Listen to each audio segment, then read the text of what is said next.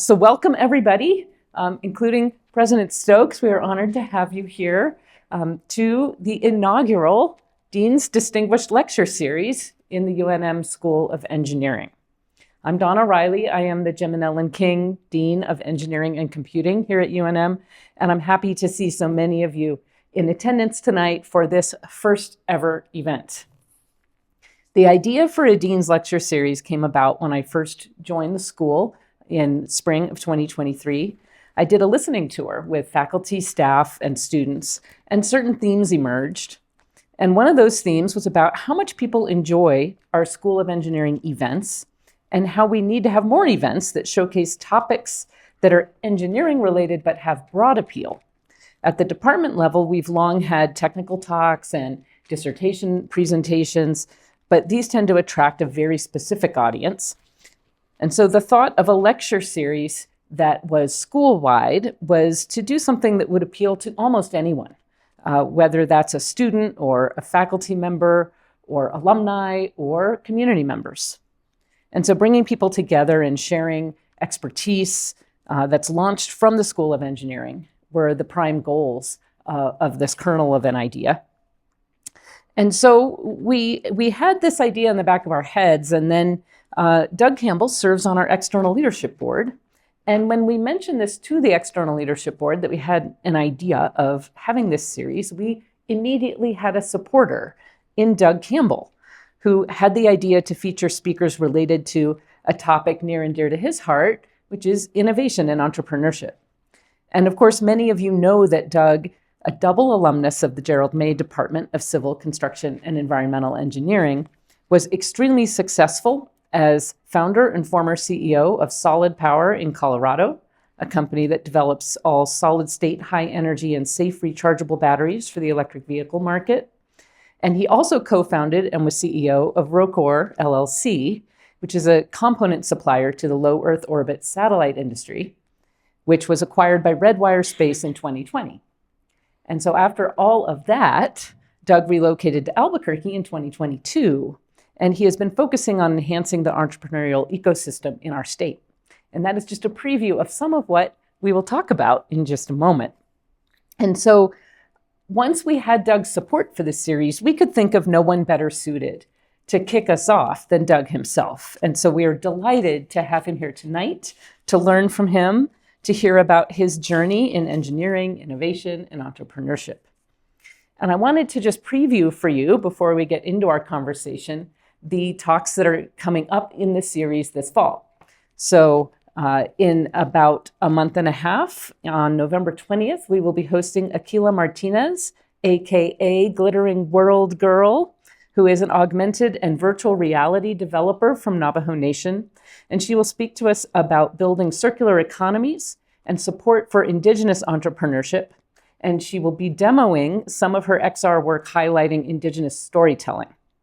In December, we will host Dr. Peter Lamp, head of battery cell technology at BMW Group, and one of the world's leaders in technology development for vehicle electrification. And he is one of Doug's associates. We are grateful again to Doug for making that connection for us, because I think that's going to be a really cool talk. Straight from Munich. Straight from Munich, indeed. So Doug Campbell's path was not a direct one from engineering student to successful entrepreneur, and we will hear more about that in just a moment. Doug attributes much of his success to UNM, which we are grateful for, and particularly to one of his professors and mentors, Gerald May. And in fact, our Department of Civil Construction and Environmental Engineering came to be named for Gerald May, thanks to Doug's philanthropy, thoughtfulness, and support, which will help sustain both the department and our school in perpetuity. So we're doing this event in a fireside chat or between two ferns kind of format, if you've ever seen Between Two Ferns. We didn't get ferns, but it's pretty close. So I promise not to ask insulting questions, but I will interview Doug for the first little bit, and then we'll have some time for some Q&A from you all, the audience, before we adjourn to Stam Commons, which is just across the way, for a reception to which you are all, of course, warmly invited. So, Doug, to start us off, can you tell us a bit about your journey? How did you come to be where you are now? And what lessons have you learned along the way? Well, Donna, that's a pretty broad question. It is. You can answer it however where you would like. you like me to start? I can give you some sub-prompts. Tell us about skateboarding on the campus of UNM. Yes, yes. President Stokes, I don't do that anymore, so don't. Well, how about we get there? First of all, happy to be here. And if you don't know, I'm from Albuquerque. This is my hometown. Got my 2 degrees from technically not this building. This building didn't exist. But the site. Yeah, I think I forget the name of it. Tapey Hall was over there, and then I forget what was here. Wait a minute. Grew up here.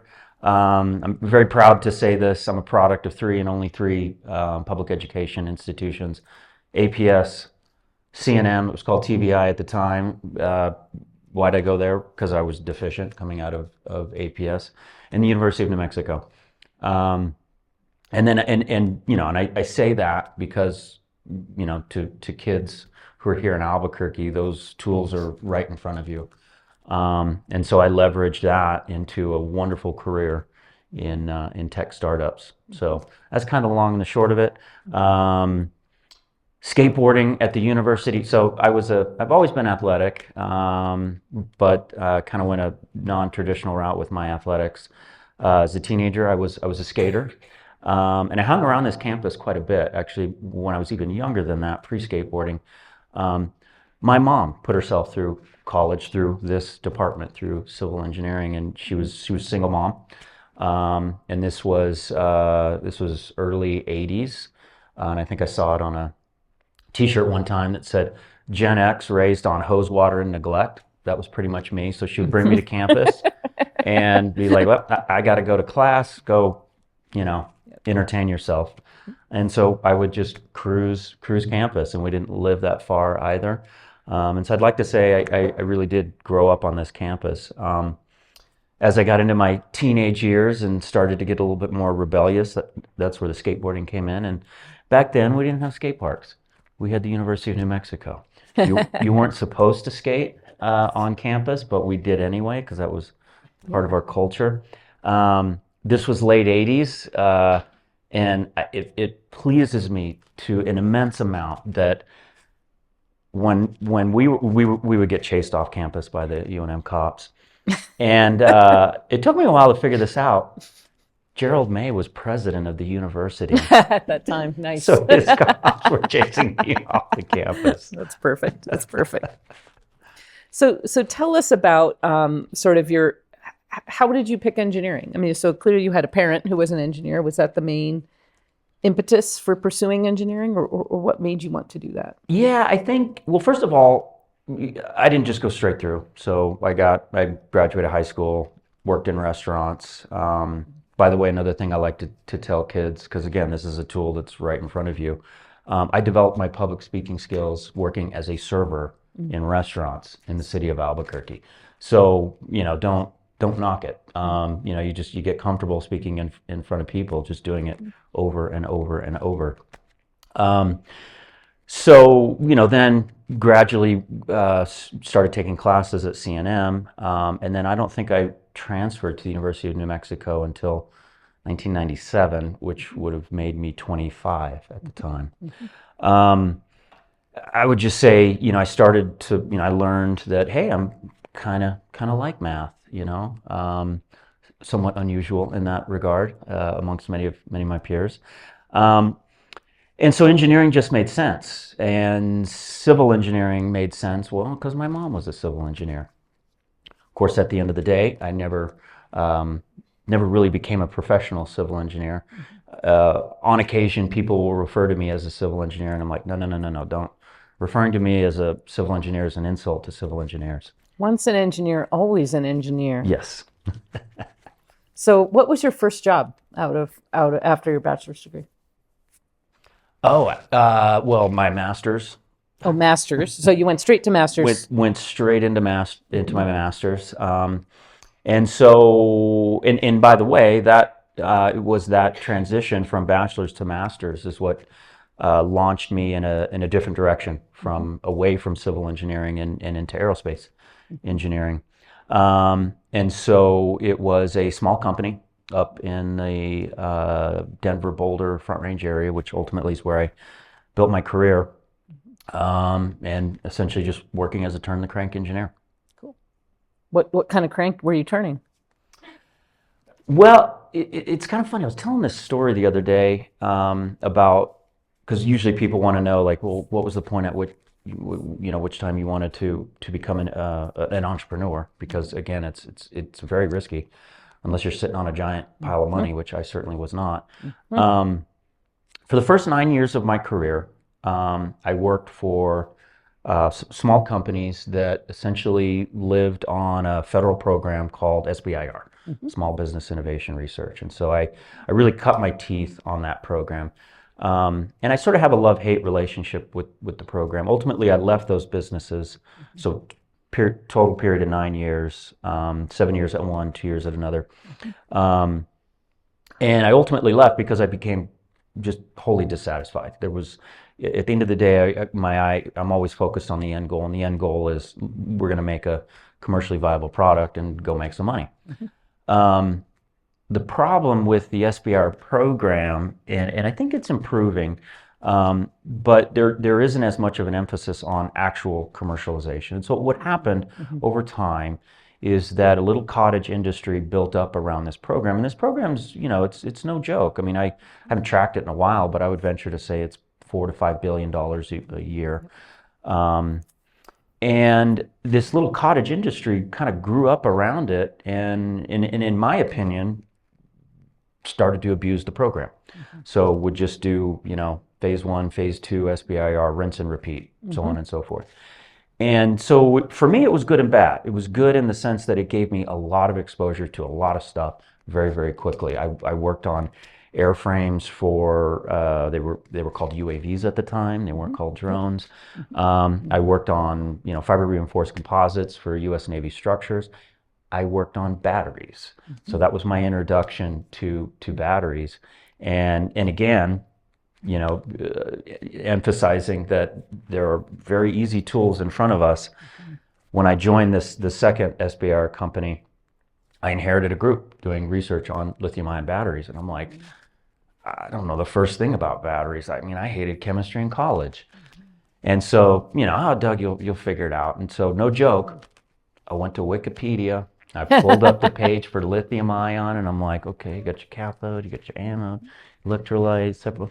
Okay, I think I got this. Put me in, coach. Nice. So what? It sounds like you maybe learned some lessons about starting a business from seeing these businesses that were maybe too dependent on the SBIR program. What were those? Tell us a little bit more about those. Well, so I didn't wake up one morning and say, I'm going to be an entrepreneur. I'm going to go do my own thing. I really backed into it more because I got tired of seeing what not to do. I was just, again, very, very frustrated. So much to the point that I think back in 2017, I wrote an article. I was asked to write an article in VentureBeat about the SBR program. And I talked about that. I talked about how powerful it is. They have a tagline where they call it America's Seed Program. And I know this. I've traveled in the UK and talked to their industry, and they have, there's a tremendous amount of envy around that kind of program. So it is incredibly powerful, which is why when you see companies abuse it, it's even more painful to see, because for, every time one of these, and we would call them SBR mills, would win a contract, well, that's a new startup endeavor that's struggling to get off the ground that doesn't win that contract. And so published that article in 2017 where I sort of talked about it, introduced some litmus tests on how do you identify these kinds of companies, and then some controls, just put some limits on it. However, by the time it sort of reached the end of my rope, I had one tool in my toolbox, beyond being a wonderful engineer from the education that I received from the University of New Mexico. And that tool was that I knew how to get money out of the federal government. through, in this case, through SBR. Now, that being said, I was committed to doing what was right with that program, which is what I call playthrough, meaning you take it, you get whatever it is you need off the ground, and then you graduate, you move on to other sources of funding, equity-based financing, actual revenues, things like that. So I had that one tool. Well, how did you know how to raise equity? If your experience had been with companies that were not good at that, how did you I had to become good at that? I had to learn it. At the end of the day, I mean, I've raised $1 billion in my career for my companies. I mean, I would probably, I'd say somewhere between 100 and 150 million from federal sources, about 250 million in venture capital, and then I know because I have a plaque that the bankers gave me, and then we closed close to $600 million when we took the company public in 2021. Raising money, yes, it's hard. It's hard, especially hard today in today's landscape. But at the end of the day, it's not rocket science. You mentioned this tool that I had back in 2011, which was I knew how to get money out of the federal government. It's the same sort of formula, which is sort of salesmanship 101, which is put yourself in the shoes of the person you're looking to get money from. What motivates them? What are their incentives? What are their hot button items? It's not about you selling your widget. It's about solving their need.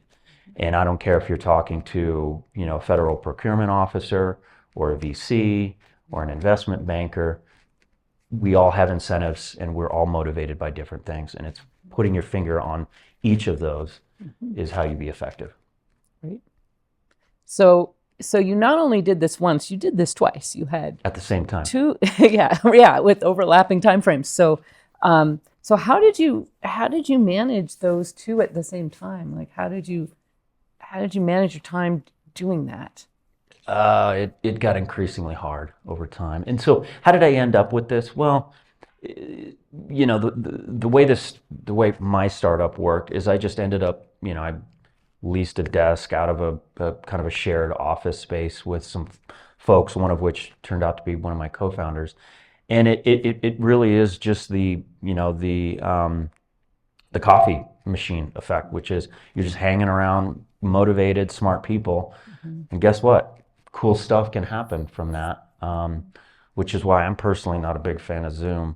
I'm sorry, but if innovation happens at the water cooler, right? Honestly. And so the way I ended up with these two rapidly growing businesses, to be perfectly honest, I didn't know they were both going to be successful. I mean, you roll several die, you assume everything's going to fail. 5-6 years later, here I was, CEO of two rapidly growing businesses. At one point, they were co-located. Now they were 15 miles apart. One's in aerospace and defense. One's in essentially the automotive industry.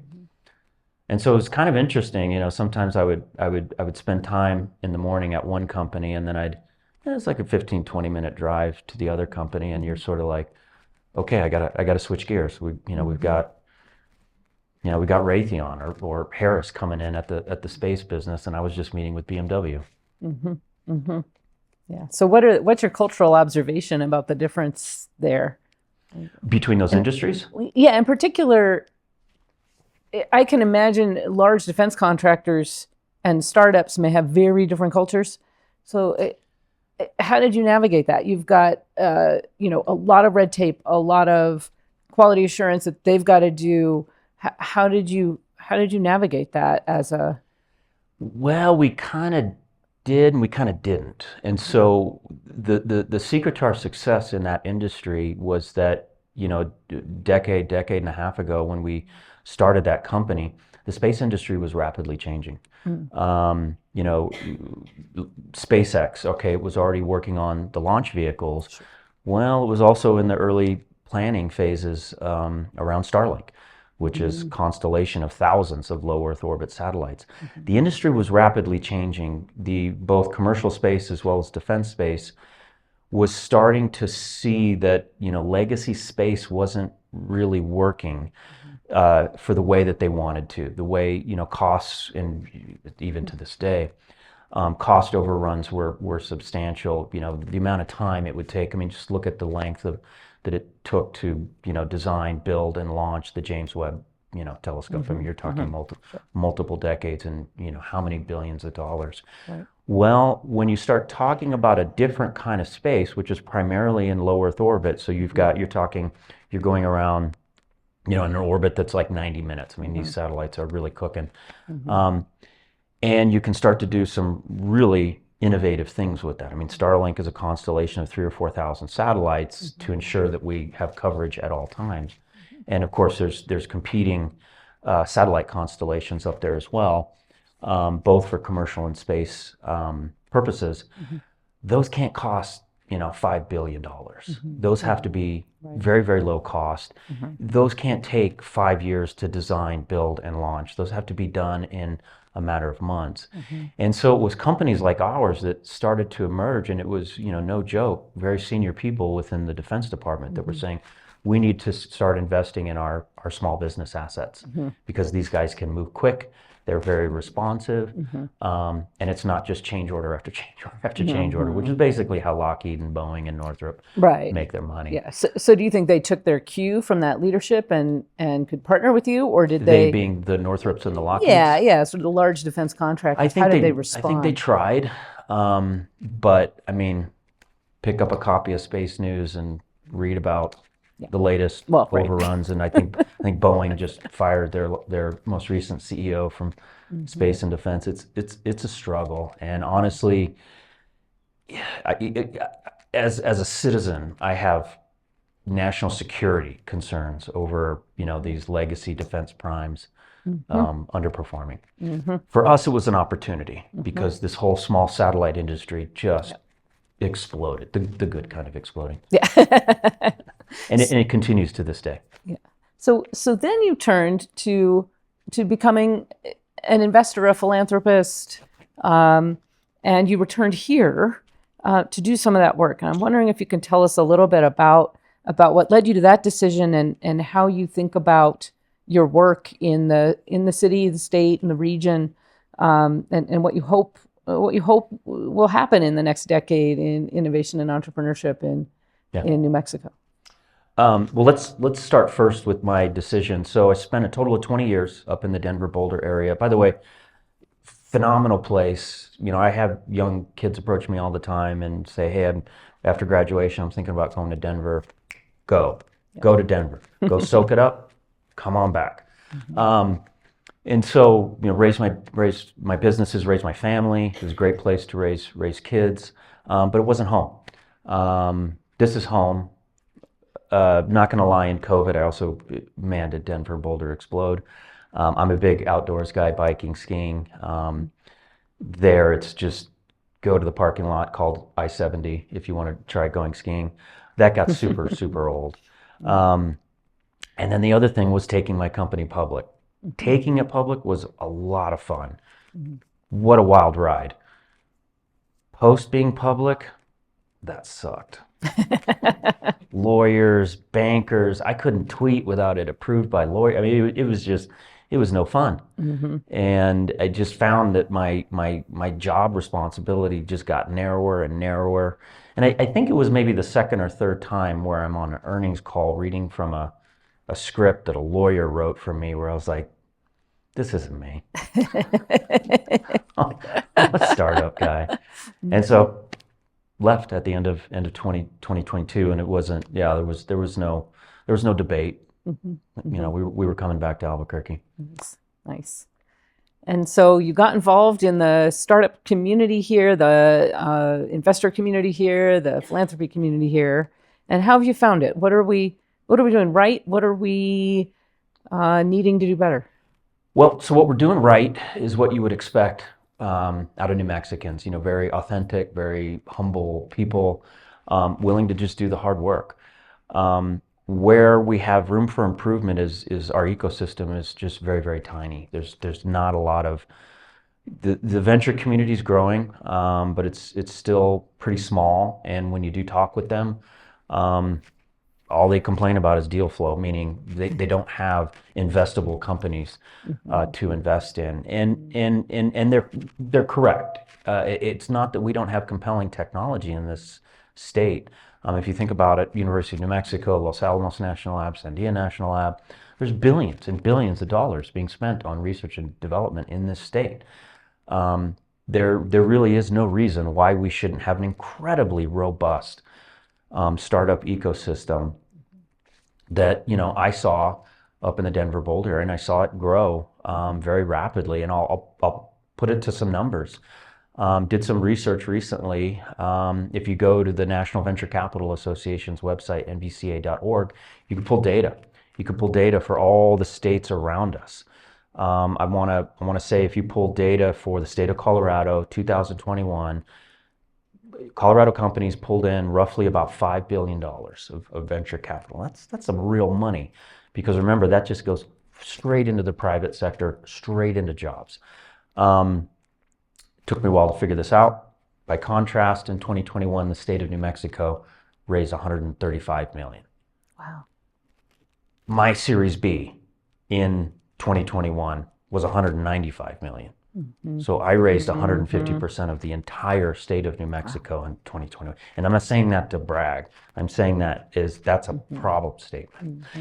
And so when I came back fortunate enough to have the resources that, I don't have to work if I don't want to. And am genuinely giving back. So as you know, heavily involved with you at the School of Engineering.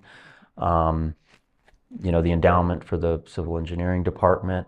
I'm getting heavily involved with Lobo Athletics. I see Dave Williams back there. Go Lobos.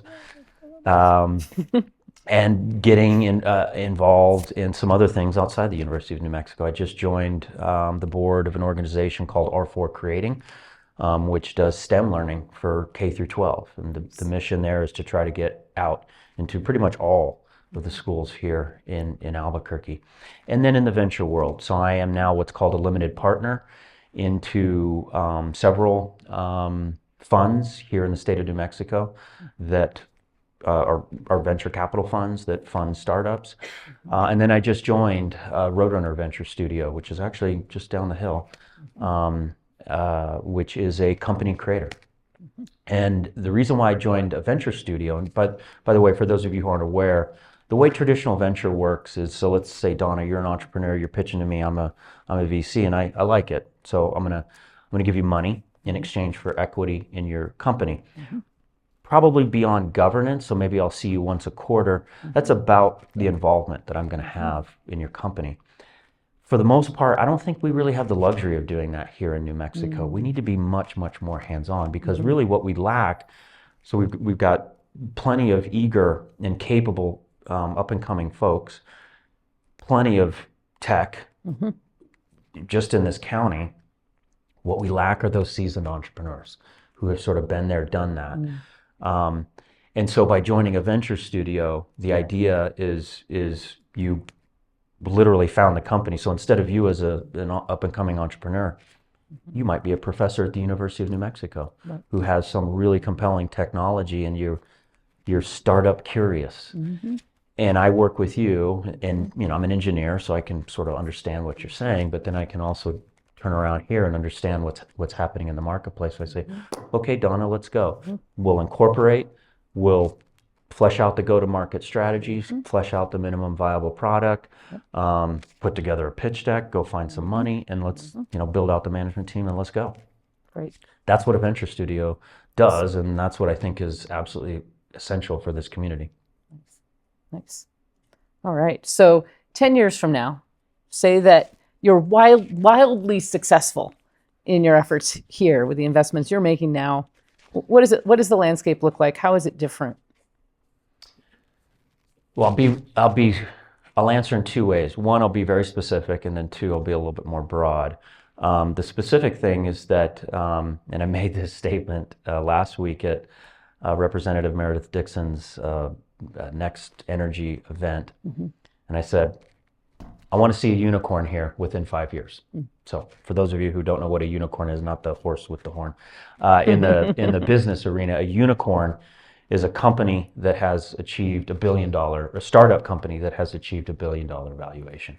I don't believe anything like that has ever happened here in the state of New Mexico. That's what I did with Solid Power. So I want to build a unicorn that's born and bred New Mexico, New Mexico Tech, New Mexico Technology, not the University of Mexico. But you know, I don't mind it. If they have some cool tech, then great. New Mexico Technology, New Mexico led a New Mexico company achieving $1 billion valuation. Because that alone is an ecosystem, because a cottage will develop around that. Looking further afield, honestly, what I would like to see is I'd like to replicate some of the success that I participated in, that I observed, that I saw up in the Denver Boulder area. Because it's very much, you know, the culture up there is very much a culture of abundance. To put it in simple terms, culture of abundance is, hey, let's find a win-win, 1 + 1 = 3, that sort of thing. And if we can get more good examples of rapidly growing tech startups in this community, that's when we really start to hit the knee in the curve. And I think 5 to 10 years is probably what it's going to take.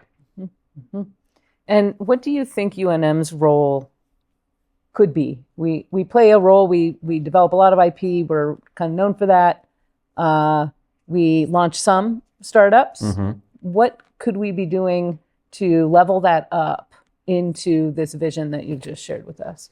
So I'm gonna paraphrase a quote from a gentleman named Scott Galloway, who's a business professor at NYU and is also heavily involved in the kind of startup scene, public company governance, and that sort of thing. And the reason I'm gonna paraphrase it is because my memory is not good enough to get it verbatim. But basically, what he said is that if your vision is to create an incredibly valuable, I think he used the number 10 billion company, you need to create that company within a short bike ride of a world-class university. And I was listening to the podcast and I hit pause and I grabbed my notebook and I wrote it down. Draw a little circle around our campus. Because you can't do it without a world-class university. You just simply cannot do it. And so to me, UNM is the hub of that entrepreneurial ecosystem wheel that I'm describing. And so it's almost like you got to start with UNM. And when you say start, that in many respects it's really just a culture of entrepreneurship. I mean, I suspect you walk the halls at MIT, you walk the halls at Stanford with faculty there, and man, if you haven't done a startup or a spin out, you're not cool. All right, so listen to that, faculty. Got to make it cool. So you also have become a broadcaster of sorts. So and we didn't even talk about your bicycling career. So this is a whole other, but maybe we can have the audience concede that question about that whole side and how that's augmented your role as an entrepreneur and leader of companies. But you have this new podcast called Leaders of Innovation. Leaders of Enchantment. Why did you start it? And what do you hope to accomplish with it? Got it. So it's Leaders of Enchantment. Leaders of Enchantment. Because what's our state motto? Sorry, misspoke. Thank you. I guess I'm in media. I don't know what else to call it. By the way, for those of you who don't know, I got a stack of cards here. It just has the logo and then a little QR code on the other one. So if you're interested, come grab one. Leaders of Enchantment. Leaders of Enchantment. So we just dropped episode 5 last week, and episode 6 will drop next week. So it's a bi-weekly podcast. Coincidentally, episode 6 will feature Donna Riley. But the idea is to, as the name implies, sit down, much like this. I call it an origin story style podcast, which is really born out of my style of, I feel like I really need to get to know people before I can go to the next stage of our conversation. Just, where are you from? What do you do? You know, how'd you get into the role that you're in? Back when I was running companies, I used to always make my HR department really nervous because I would grill the new employees when they walked in. But I did learn not to ask their age because you can't do that. That's illegal. So the idea was just born out of, I talk with a lot of really cool people. One of the things we do suffer from here in New Mexico is kind of a deluge of bad news. Crime and homelessness and schools and this and that. And of course, now we have an election coming up. So it just comes at us from all angles. And I didn't feel like, at least I hadn't come across any sort of platform that was highlighting a lot of the cool stories and really the cool people that are making things happening here in the circles that I run in, which again is, of course, here at the university, technologists, investors in the philanthropy world. And then again, because I love the Lobos, I drag in some of the staff from the Lobos. So for example, a few weeks ago, we had Bronco Mendenhall. After Donna, we'll do Richard Pitino. But we also had Adam Hammer, CEO of Roadrunner Venture Studio, Jesse Berry, who runs the Bosque School, Pete Trevisani, owner of New Mexico United. So folks like that. So we'll have a continuing cadence of that. Very nice. And what feedback are you getting so far? Are people listening? Can we help you get the word out? I'm gonna quote my worst critic, which is my oldest son. Just loath to compliment me, but he said, Dad, those are actually pretty good. Nice. That's awesome. So, questions from the audience. You all have been listening patiently for some time. What is on your mind? Or I could tee up the question about cycling. You could. Tell us about your in somewhere along the way you had a career as a professional cyclist. So I did. Tell us about that and how that complements and feeds the other parts of your career and self. Yeah. So for my 18th birthday, I got a mountain bike, and up until that point, I hadn't done much of it other than just playing around in the neighborhood, and it was both my recreation and my transportation. I didn't have a car. And so I would have to, bike to work, and which by the way, Albuquerque is an incredibly bikeable city. I really forgot how bikeable this city is. It's just a real asset. And then I found out, well, I'm actually kind of good at this. And so I started racing in the 90s, and just slowly rose through the ranks, was state champ couple years in a row. Then started racing regionally, then nationally. I turned pro in 97, which was the same year I transferred to the University of New Mexico from C&M. So technically, Dave, are you listening? I was a student athlete. I was racing at pretty much the highest levels of my sport. So, and this was back in the late 90s. So Americans were only racing our national series. We didn't race World Cups because we kind of knew that we weren't playing with an equal deck, so to speak. And it was good. I was decent. I think my highest ranking in the U.S. was 11th in the 99 season. But it was also the popularity of cross-country mountain bike racing was starting to wane. And so a lot of the small teams that would pick up the new pros like me were folding. And it was just too much of a jump to go from there to some of the bigger teams. And so that's when I got serious about school. I said, Doug, you might want to finish up that degree, because that's how you're gonna earn a living. But the skills and really the work ethic that I learned as a professional athlete were just so immensely helpful in the business arena. Because especially cycling, and I would say probably any endurance sport, it is years and years of training before you can really compete at that level. And so you have to play the long game. You can't, you have a tough race. You can't get too down on yourself. And in the startup world, man, it is a roller coaster ride. And so when people ask me, in fact, I swear just 2 days ago, I was giving this advice. To be successful in the startup world, you just got to take that long view. That's where I want to be. It's going to be a slog to get there, but I'm gonna get there. And I'm not going to get too excited on the highs. I'm not going to get too bummed out on the lows. You don't want to ride that emotional roller coaster. And it's the same in athletics. You've got to stay as even keel as you can and just play the long game. Play the long game. Nice. Oh, excellent. Okay, let's start with Jeff and I'll come over to Fernando. So, Doug, I've heard you talk about the differences between living and being in Colorado and here. Could you talk a little bit about the differences between the creative and intellectual capital of the two locations?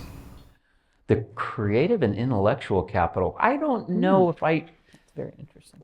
I don't know if I saw a lot of difference. There's no shortage of great ideas here in this state. And in fact, that's what gets me excited, because there's just, I'm getting constantly a deluge of ideas. Now, okay, some of them might be a little half-baked, but that's okay. Got to start somewhere. I would just say, honestly, Jeff, the difference is it's just a numbers game. That state is 3 times as large as New Mexico, and it's got a different economy, right? It doesn't have quite the reliance on public sector jobs that we do here, which again is something I would like to see what I can do to contribute to change, not to diminish the public sector, but really to grow the private sector, because that's really what we need here. And having, again, in my area of hard tech, clean tech, when I first started going out pitching for money, Denver, Boulder was flyover country. Okay, bio, it was pretty good. By the time I left, Denver, Boulder was not flyover country. That was destination investment dollars for clean tech, hard tech, all that kind of stuff. And so that's what I'd like to see happen here. Well, Doug, I wanted to give you some credit and thank you because you are very good news for us. Thank you for investing at the university and giving us a lot of inspiration. I'm thinking on the, maybe building up on this comparison, it's always been on the other side, and we could talk about, what are the things that we don't have. But we have many students here that are sometimes needing to meet someone like you, and I know that you are one of them. Some of them are here today. And this is a very good opportunity for them to hear what is important to think about innovation. Some of them may not go for $1 billion company in their career, but it's not wrong to tell them, the $1 billion is a number, but there are other exciting things that the University of New Mexico or innovation or technology, since they are here, maybe you can talk to them. And they are excited about the future, but they don't have a lot of ideas. So how can you tell them they're in the right place and that they should be appreciated here? Well, first of all, there's a reason why I put myself out there, and that is to sort of be that example. Again, I wasn't some fancy kid that went to Albuquerque Academy. I'm Cibola High School, class of '91. Pretty much every tool that I've leveraged is available to any kid in this community. Remember, I'm a kid who got a degree in civil engineering and then took what is essentially a chemical company on steroids public. Technically, I have no business, doing that, but I wasn't the CTO, I was the CEO. And so so by telling my story, what I like to say to the students is, man, there is no direct line, thou shalt do such and such upon receipt of your degree. You can go to a bunch of different directions, and anything's possible. If this civil engineering kid can end up leading a battery company and taking it public at $1 billion plus valuation, you can do it. And, and I got good at public speaking because I worked in restaurants. I mean, guys, there's tools out there. Yeah, Oh, you guys are both in this line of fire. How about in the back, and then we'll... So that's a good conversation I would like to have with my son tonight about serving as a waiter. So I have a question, Doc. So can you share with us how this Professor Jeremy helped you when you were a student here? So first of all, I took several courses from him. Steel design, strength of materials, which we were discussing earlier, and engineering ethics. I couldn't think of a more appropriate person to take engineering ethics. And you got to remember, I was a little older than most of the other students, and so I was already kind of 1 foot in. Okay, the real world. What am I going to do with my life when I get this degree? And so I go all the way through, and we're getting close to graduating, and I had an epiphany. I don't want to be a civil engineer. A little bit of an oh shit moment. And so I had so much respect for Dr. May, just the way he carried himself. Guy always had a tie. In the summer, he would allow himself to tie with short sleeves. And then, it was just an immense amount of respect. And so I sat down with him. Remember for those of you who are old enough to remember Tapey, he had that office that was like between the floors. You'd come in the door and he was like right there. And so, he closed the door, and we must have chatted for, I don't know, an hour. But to paraphrase, his advice was, it's okay not to become a civil engineer, despite having gone through all this education that you just went through. Go to graduate school. You'll figure it out. You'll go in a different direction. That's what I did.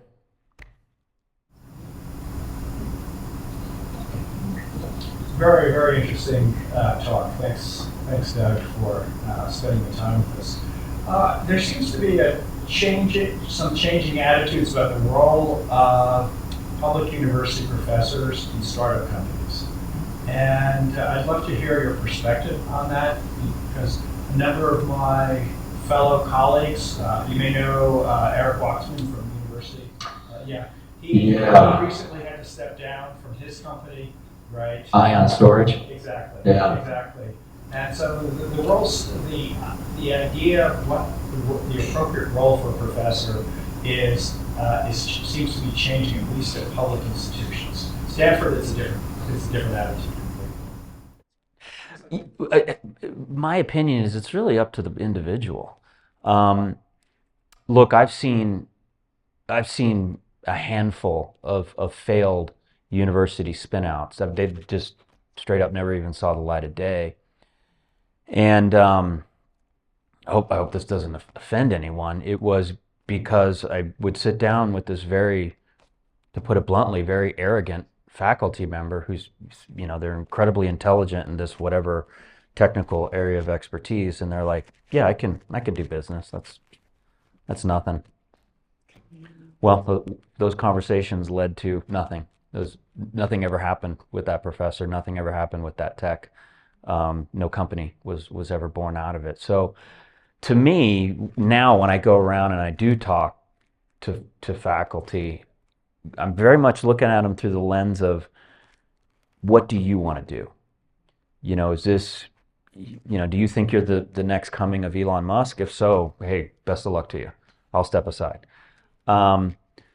Or in many cases, no joke, you can be a CEO, but just because you're a professor of such and such doesn't mean you can be a startup professor. So I think it's really it's kind of an anything goes, and I've seen all different scenarios.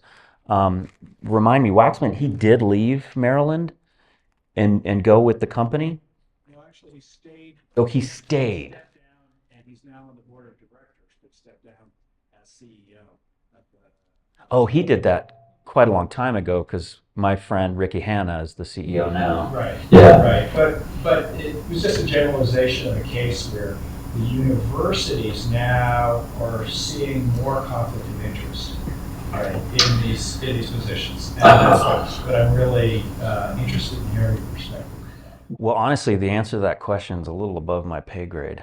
I can't speak to conflict of interest. I mean, as a supporter of the University of New Mexico and as a citizen of New Mexico and United States of America, I think it's awesome. If a professor wants to go and not only advance their research, but participate in economic development, I don't have enough thumbs up to give for that. Do they end up rubbing the university the wrong way?